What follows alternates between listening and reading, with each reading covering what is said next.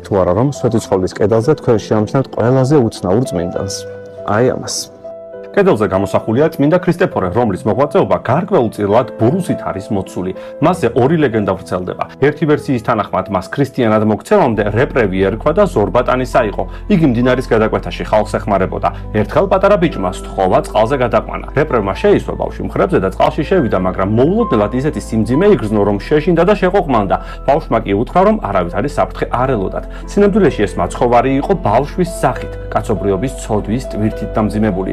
მეორე ნაპირას მან რეპრევი მონათლა და ქრისტეფორე უწოდა, რაც ქრისტეს მატარებელს ნიშნავს. მეორე ვერსიის მიხედვით ერთხელ რომის იმპერატორმა დეკიუსმა ბრძანა მისთვის მიეგვარათ ქრისტეფორე. იგი უსიტყვოდ დახმორჩილდა ბრძანების შესასრულებლად გამოგზავნილ 200 მხედარს. გზად კი სასწაულებს აღასრულებდა. სასწაულების ხილვით გაუგნებულმა მეუღლემა კი ირწმუნეს ქრისტე და მოინათლნენ ანტიოქიის ეპისკოპოს ბაბილას მიერ.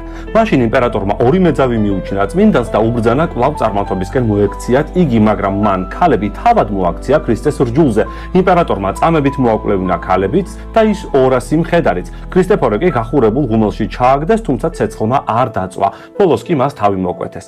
მაგრამ რატო გამოსახავდნენ წმინდა ქრისტეფორეს ზოგჯერ ძაღლის სახით? მოსაზრებები აქ იყოფა. ერთნი ამტკიცებენ, რომ იგი უბრალოდ ვიზუალურად იყო ძალიან არაადამიანური გარეგნობის და მხეცის პირის სახეს მიუგავდა. მეორენი კი ფიქრობენ, რომ იგი ულამაზესი ჭაბუკი იყო, მაგრამ არ სურდა თავისი გარეგნობით სხვები ეცდუნებინა და უფალს შეებედრა მისთვის სახე დაემახინჯებინა.